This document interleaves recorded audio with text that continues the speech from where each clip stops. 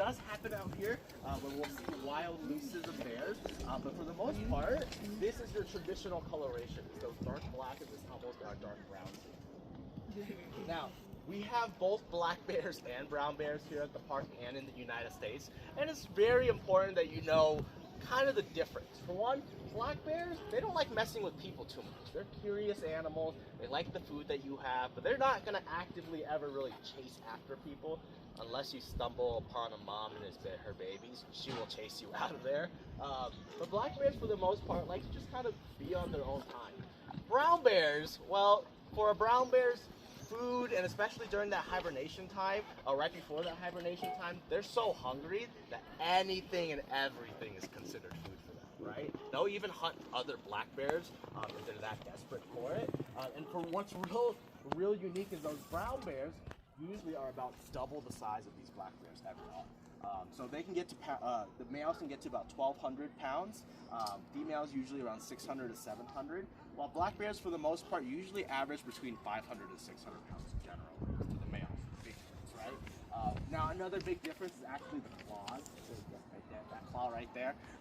Black bears have these really sharp claws that allows them to climb trees very, very well. 90-degree angle, straight up, 20 feet in the air. For a 500-pound bear, that's no issues for them at all. Those guys will climb right up there with you if you think that that's a good escape. I guarantee you, do not climb a tree if a bear is chasing you. They'll get you. Also, playing dead is usually not your best bet.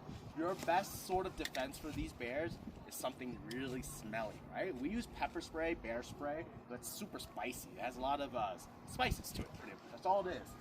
And it really affects a bear's nose. It really affects our nose too. These guys have a nose and a nostril sense that's 4 times stronger than a bloodhound, meaning even a little bit of spice, well, it does go a really long way in keeping you alive around here. If you're trying to figure out how sensitive their nose is, what I like to say is if you're out there having a barbecue, burgers, hot dogs, anywhere within a 1-mile radius, I'll come and find you. Anywhere within a 10-mile radius, this bear will smell it and come say hi. So be extra cautious out there.